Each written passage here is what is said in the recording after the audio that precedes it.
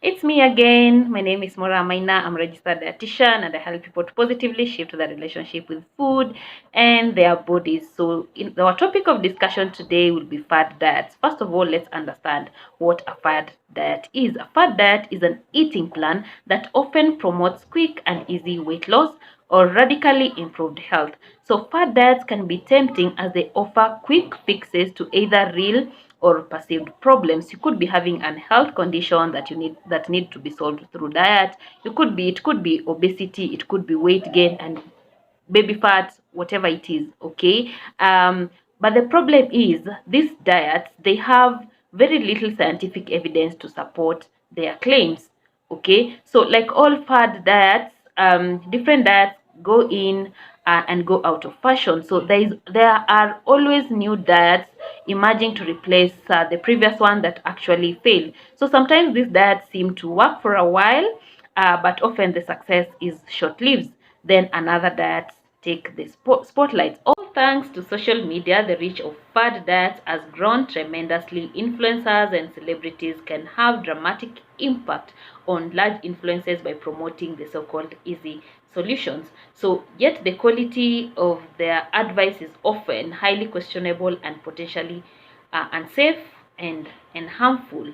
Okay, so how do we recognize this fad diet? So every fad diet is unique in how it is being promoted. So some restrict fats or carbohydrates, others limit serving sizes, others focus on combination of specific foods that need to be eaten or avoided. So they are generally difficult to follow as they are not based on the usual eating patterns. They are generally not scientifically supported with little evidence behind them. First one being, they give restrictive options for what foods are allowed or not allowed to be eaten. I normally tell people that there's no good or bad food, okay, as long as these foods that are considered bad are taken in moderation. Yeah, at least 80% of the time you're taking the perceived good food and 20% you're taking the perceived bad food. Okay, so if you find someone who is completely, yeah, giving restrictive options for what foods are allowed and not allowed, there's no good or bad food whatsoever. So another one is they ban or the second one being they ban or demonize certain foods as being the cause of weight gain or ill health. So human beings, the way we were created or the way we are wired, we're always looking for something to blame. Yeah, something to blame for our health situation, something to blame for our weight gain, something to blame for our weight loss and whatnot. Like, we always look for something that can actually pin on and say this is the cause of our problem.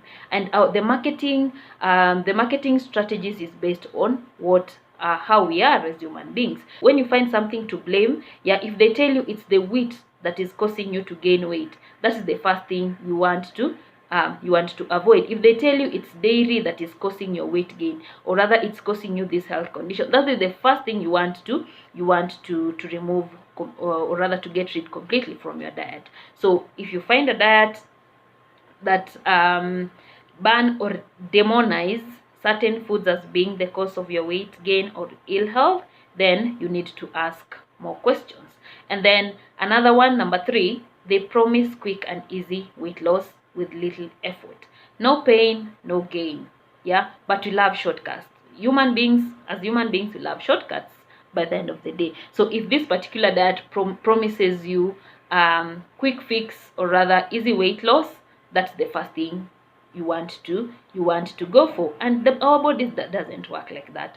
So this weight that you gained for so many years, you cannot just wake up and you're already burning it in one day, or rather you're getting rid of it in one day. It is a gradual process. So if a certain diet promises you a quick fix or a quick weight loss, then you need to think twice. Yeah. And then another thing they do is they ignore dietary recommendation or even blame dietary guidelines for health and weight problems. So these particular influencers would tell you that to ignore, the dietary recommendations, or rather they completely ignore all the scientific evidences on particular diets. Yeah, so again, you need to really think about them. And then recommend using a single food consistently as the key to diet success. Yeah, you know, our bodies need proteins, our body needs fats, our body needs carbohydrates, our body needs fruits and vegetables. So if they are recommending a single food, then that's a red flag, because it's putting you in situations of micronutrient deficiencies and deficiencies of other important nutrients that are recommended, or rather that are required for your body. Another thing they do, recommend detoxing or avoiding foods in certain combination.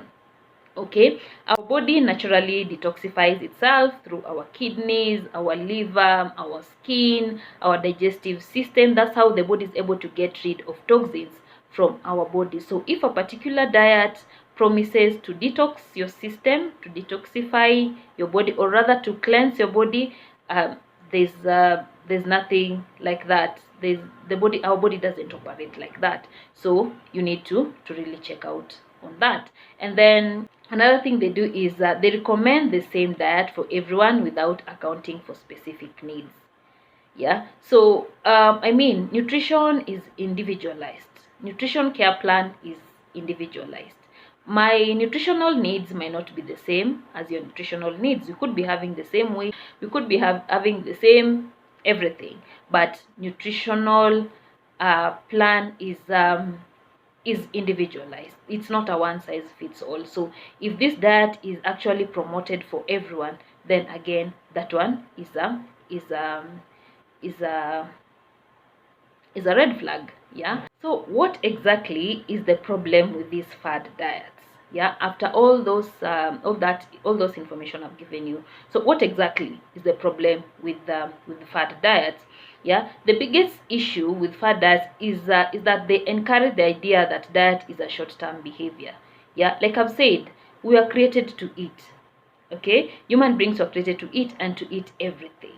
So so if it comes to a point that you're restricting certain food groups, you're restricting certain foods from your diet, or you're completely eliminating certain foods from your diet, from proteins, carbohydrates, and fats, then that one is actually of so much concern. So you find that most these fad diets are not sustainable. They're not sustainable at all. Yeah, because again, there is no magic bullet when it comes to nutrition and health.